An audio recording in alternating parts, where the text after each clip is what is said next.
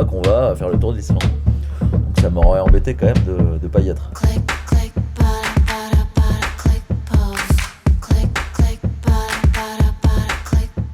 Personne ne sait où on va, même ceux qui ont fait la première édition, ils n'ont pas fait le tour. Est-ce que cette année on fera le tour? J'espère. Qu'est-ce qu'on va découvrir là-haut? Je sais pas. On retourne sur un côté très aventure du bateau.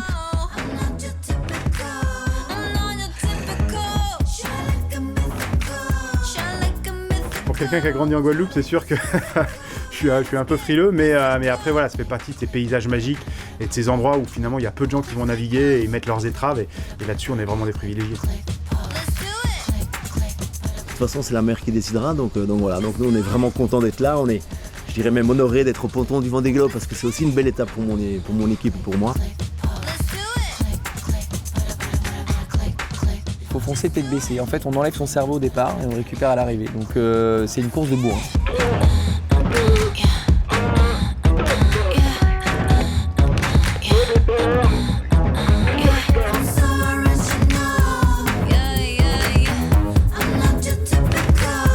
C'est vrai que cette course, au début, c'était un peu la petite course d'avant-saison.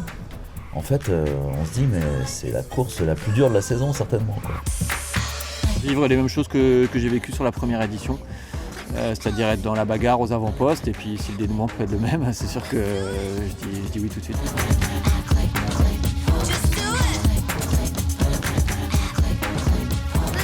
C'est vraiment un plongeon dans l'inconnu. Donc ça va être de la prudence, beaucoup d'analyse météo et puis l'endurance dans du vent fort, dans du vent puissant. Il va vraiment falloir être à fond tout le temps. Ça va être fatigant, mais ça va être aussi passionnant.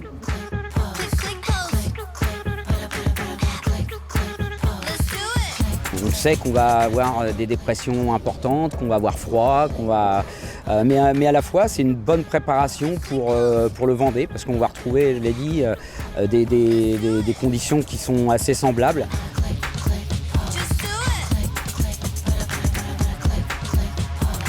Cette concurrence qui est rude avec des mecs en face qui lâcheront rien, mais comme moi. Donc ouais, ça promet une belle bataille navale sur l'eau. Se retrouver allongé après avoir vomi en faisant des bonds insensés dans mon bateau à plus de 20 nœuds, et j'ai commencé à rire comme un fou parce que je me suis dit mais waouh, je suis super heureux d'être là. La route plein ouest pour aller contourner une dorsale anticyclonique avec du vent faible, mais ça ce sera pour demain soir plutôt.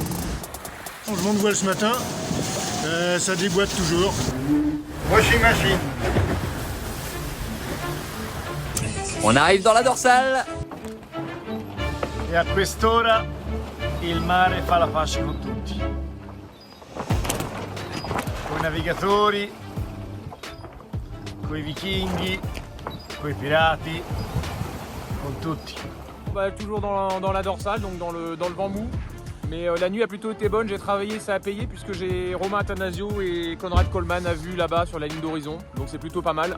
Pour parler franchement, cette dorsale et le manque de vent est en train de me casser l'œil cacahuète. C'est la pétole. Eh ben on n'a pas beaucoup avancé aujourd'hui. Hein. J'ai l'impression d'être à moitié pris au piège. J'arrive pas à sortir de là, à chaque fois il y a de la molle qui me tombe dessus. La porte de sortie, c'est là-bas. 船酔いもね再発して、大変だったんですが、今はこの凪でご飯食べて、Questa è la situazione meteo quando arriveremo alla porta in Islanda. Ça fait une espèce de grosse tache rouge qui prend tout l'écran. Et là, quand c'est comme ça, on se dit, ok, et là je passe où moi pour être en sécurité? None of us want to break our boats, and 50 knots is not a place that you ever want to be. La direction de course ce matin a décidé de ne pas amener les marins autour de l'Islande, d'utiliser la porte de façon à ce que les marins contournent cette porte et rejoignent directement le waypoint atlantique.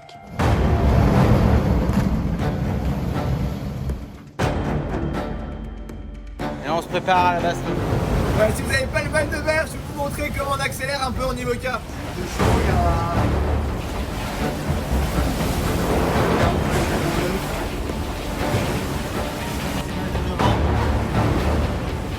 Là, il y a 52 nœuds. C'est complètement taré quoi. J'ai l'impression d'être en planche à voile. Non, non, non, pourtant je suis sur un voilier de 18 mètres là. Allez, flèche en plus. Ah là là, regardez.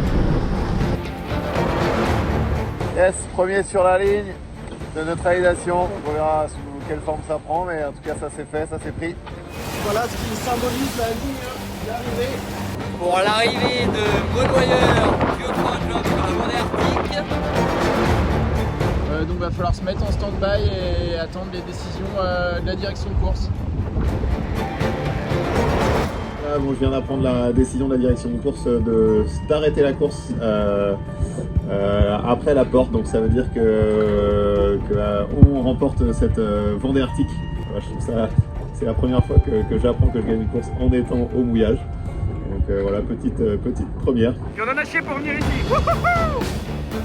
Que c'est beau! Oh putain, c'est fini quoi, enfin. Et ben, passage de la ligne de la Vendée Arctique, arrivé en Islande. Ça, je peux vous dire, c'est des images qu'on verra pas beaucoup.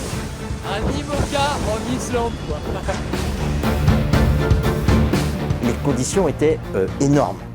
Et avoir pu continuer à performer, parce qu'il faut continuer de performer, ils se sont battus pour la moindre place pour arriver jusque la ligne.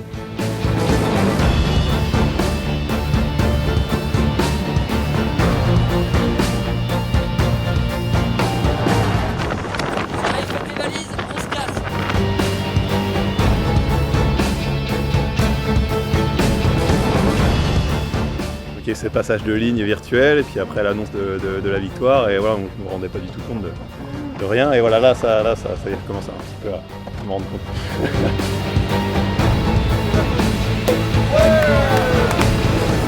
C'était super intense donc voilà, c'est vraiment ce qu'on vient chercher et on l'a trouvé sur cette Vendée Arctique.